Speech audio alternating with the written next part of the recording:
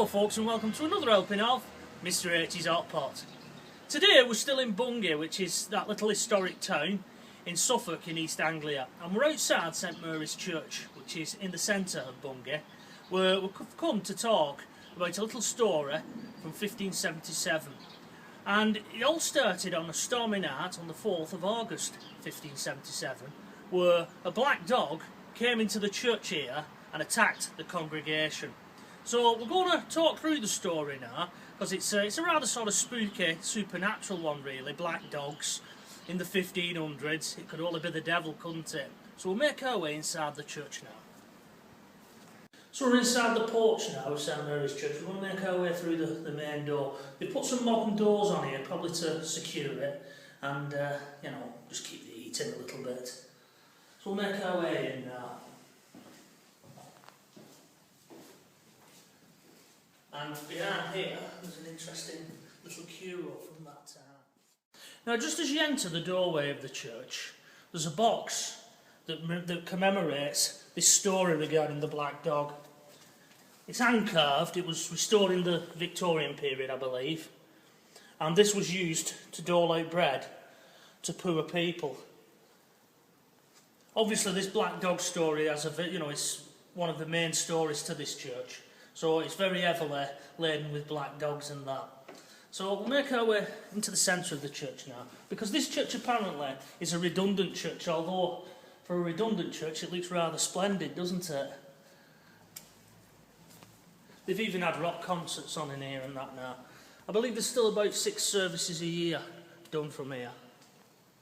And they're probably hoping to get more. And it's still consecrated, but it's not classed as an actual active church, so to speak.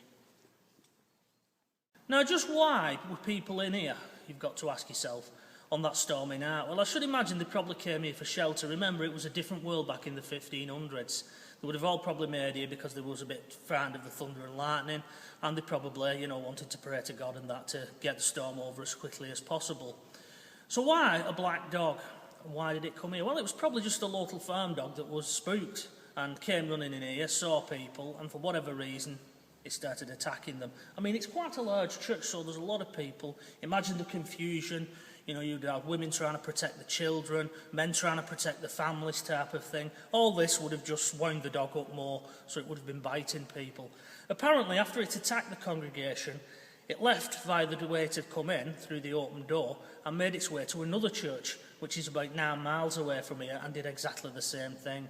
So that lends to the story of the local legend of it being the devil attacking people.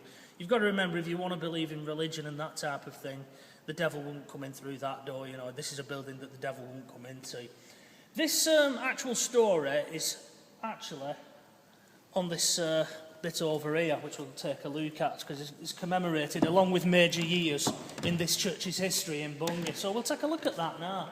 So it looks like these are major years in the calendar of this church. You've got 1160 there. Then you've got 1500 with St Mary's being built.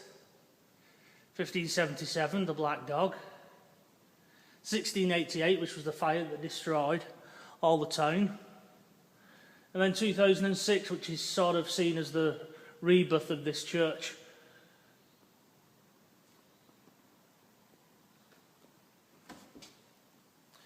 We'll take a look at 1 or 2 other bits and pieces in here, because as I said, for a redundant church, this is, it's pretty well maintained. It's got its own organ in here and that, and hopefully nobody comes in here taking things as they shouldn't. There's fresh flowers in here and that, so we'll take a look round now at some of the architecture, because it's been here quite a long while.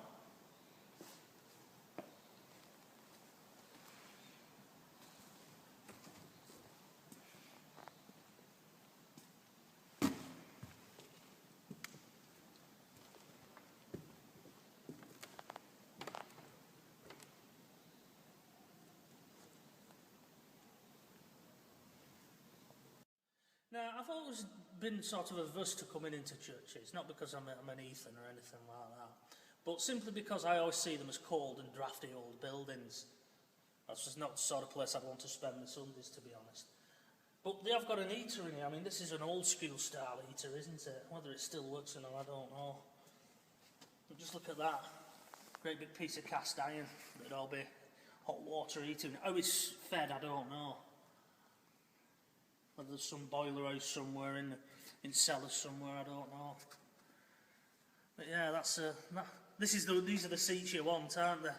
In winter, you want to be up at front. Might be some more up there.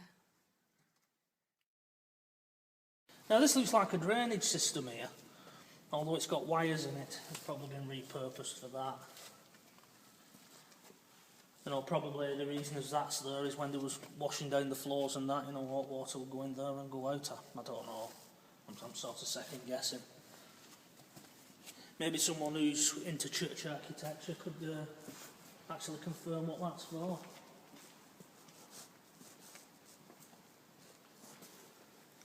I mean, there's a lot of interesting architecture in these buildings when you come to look at them. It's a shame as many of the modern ones have to remain locked because of theft and damage. And we pass by them every day, really, and we don't think to just take a peek and take a look in.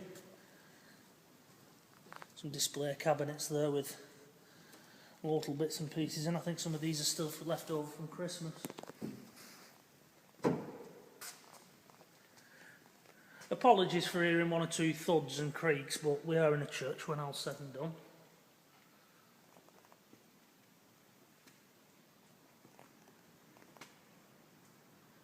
Now, something that always gets me when you're in a church, we're doing it now because there's no one in here, but when you come in, you naturally lower your voice normally, sort of out of respect, even if you're not religious.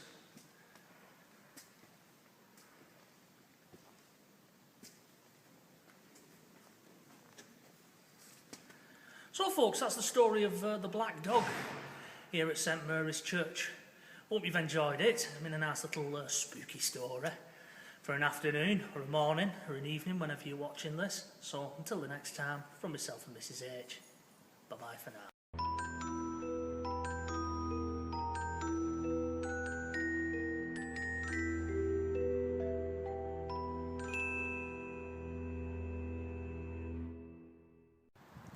Now, we've just been having a little look at these architectural bits and pieces, and I'm drawn to this one here, this gargoyle, so just above this pillar.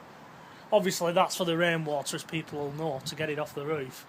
But that looks to me like a dog's face. It does. Now, the strange thing is, if that is really original, then how would they know about the dog? Because this church was built in 1500, and that happened in 1577. Yeah. So, and none of the others are dogs. They're not all a dog. unless that one got replaced afterwards, because it's near the entranceway.